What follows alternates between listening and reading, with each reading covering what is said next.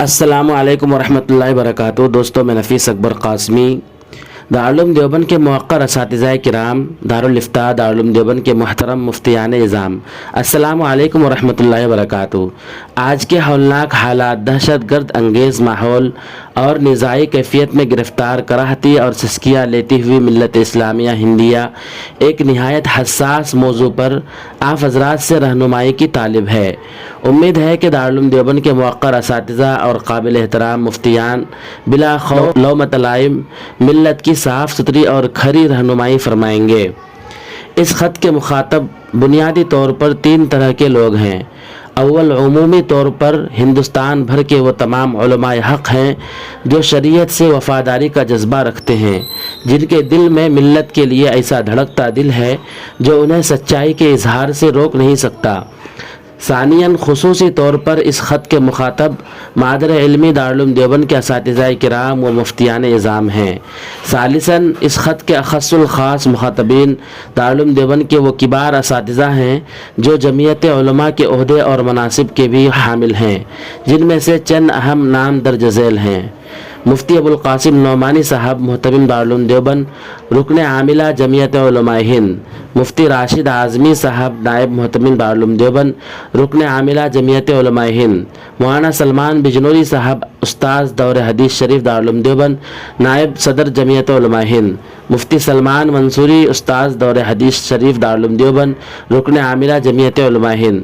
قابل صد احترام مخاطبین کرام، ماضی میں جمعیت علماء ہند ملت کا ایک باوقار اور مضبوط پلیٹ فارم رہا ہے، لیکن گزشتہ چند برسوں سے جمعیت کی نہایت کمزور پالیسیز اور اس کے ذمہ داران، خصوصاً مدنی صاحبان مولانا ارشد مدنی، مولانا محمود مدنی، مولانا اسجد مدنی کے بے تحاشا نامناسب اور نقصان دہ بیانات سامنے آئے ہیں، جن میں سے کچھ پیش خدمت ہیں۔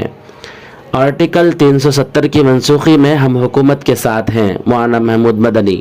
خارجی پالیسی میں ہم حکومت کے ساتھ ہیں، مولانا محمود مدنی، جبکہ یہ قطعی طور پر ثابت ہو چکا ہے کہ مودی گورنمنٹ فلسطینیوں کے قتل عام میں اسرائیلی حکومت کو بھرپور امداد فراہم کر رہی ہے، خواہ عسکری امداد ہو، سفارتی امداد ہو یا انٹیلیجنس انفارمیشن کا اشتراک، ہر طرح پر بھاجپا نیتن یاہو کے قدم سے قدم ملا کر کھڑی ہوئی ہے۔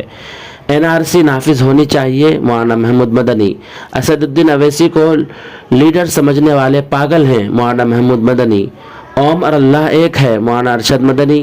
واو نسبتی کے اعتبار سے یہ بات درست ہے کہ ہم سب ہندو ہیں، مولانا ارشد مدنی۔ RSS کی پالیسی بدل رہی ہے اور اس کے قدم اب درستی کی جانب گامزن ہیں، مولانا ارشد مدنی۔ عوام کو چاہیے کہ مساجد و مدارس کی بنیاد رکھتے وقت ہندوؤں کو بھی اپنے ساتھ شامل کریں اور یکجہتی کے لیے ان کے تہوار میں شریک ہوں، مثلاً دیوالی پر موم بتی جلائیں، مولانا اسجد مدنی، نائب صدر جمعیت علماء ہند۔ اسلام اور ہندوستان میں میرے لیے دو آنکھوں کی طرح ہے، یعنی برابر ہے، مولانا محمود مدنی۔ نیز 29 مئی 2022 کو جمعیت کا ایک مشترکہ اجلاس سرزمین دیوبند پر منعقد ہوا، جس میں مولانا ارشد مدنی اور مولانا محمود مدنی سمیت دارالعلوم کے متعدد بڑے اور موقر اساتذہ شریک تھے۔ ان کی موجودگی میں یہ ریزولوشن پاس ہوا تھا: ملک پہلے ہے، ملت بعد میں۔ ملک بچے گا تبھی ملت محفوظ رہے گی۔ نیز یہ کہ ہم راشٹرواد کی حمایت میں ہیں کہ روز روشن کی طرح آیا ہے کہ راشٹرواد RSS کی مخصوص اصطلاح ہے، جس میں وطن کی عبادت اور اس کے بھگوان ہونے کا نظریہ شامل ہے۔ آپ خواہ لغوی معنی کو محفوظ ملحوظ رکھ کر لفظ راشٹرواد سے کتنا ہی گنجائش معنی کشید کریں، مگر عام لوگوں کے ذہن میں راشٹرواد سے اسی جانب منتقل ہوتا ہے جو میڈیا چینلز کے ذریعے RSS کے ہر کارواں نے عام کر دیے ہیں۔ محترم علماء کرام، قوم آپ سے جاننا چاہتی ہے کہ کیا آپ حضرات مدنی صاحبان کے مندرجہ بالا تمام بیانات اور افکار و نظریات سے متفق ہیں؟ اگر نہیں ہے تو کھل کر اس کا اظہار فرمائیں تاکہ امت شکوک و شبہات اور فکری بے راہ روی سے محفوظ رہے، کیونکہ آپ لوگ جمعیت کے کلیدی اراکین ہیں، سو آپ کی خاموشی تائید تقریری ہوتی ہے۔ اس لیے اس سے یہ پیغام جاتا ہے کہ آپ بھی ان سب باتوں کو درست سمجھتے ہیں اور آپ کا یہ ماننا ہے کہ ان نظریات کو اختیار کرنا کا پرچار کرنے میں کوئی حرج نہیں۔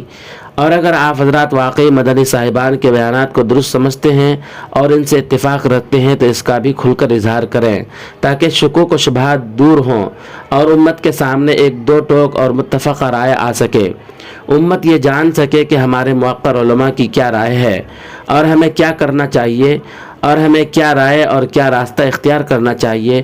اور اگر آپ حضرات کوئی واضح موقف سامنے نہیں لاتے بلکہ خاموشی اختیار کرتے ہیں تو اس کے دو مطلب ہو سکتے ہیں۔ نمبر ایک، تمام حضرات مدنی صاحبان سے اختلاف رکھتے ہیں لیکن ان کے خوف اور اپنے مفادات کی وجہ سے اظہار کی جرات نہیں رکھتے۔